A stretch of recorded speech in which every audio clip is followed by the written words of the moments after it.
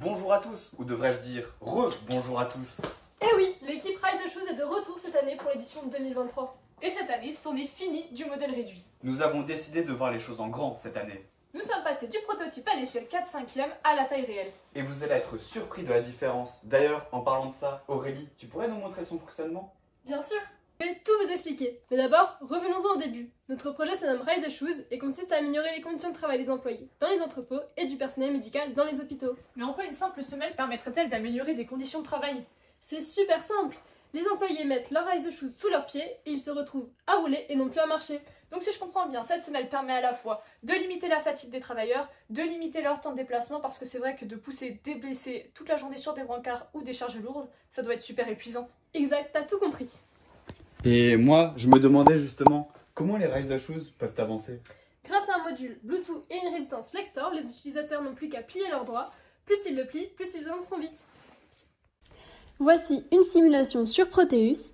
Lorsque l'on fait varier le potentiomètre, on observe une variation de la vitesse du moteur et l'oscilloscope montre bien les variations de celui-ci.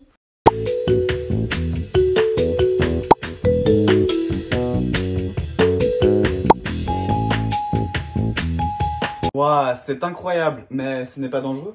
Certes, il faut un petit temps d'adaptation, mais grâce aux roulettes de skateboard attachées à l'avant, on peut facilement tourner et grâce au bouton d'arrêt d'urgence, on peut s'arrêter en toute sécurité.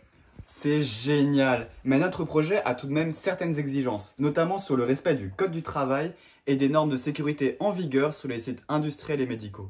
Nous pouvons résumer notre cahier des charges à travers des diagrammes des cas d'utilisation et celui du diagramme des exigences.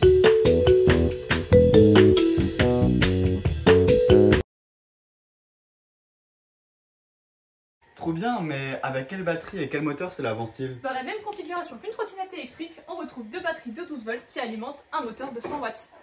Et justement, quelle vitesse maximale cela peut-il atteindre? La vitesse maximale de la Rise Shoes est de 15 km/h pour la sécurité des usagers.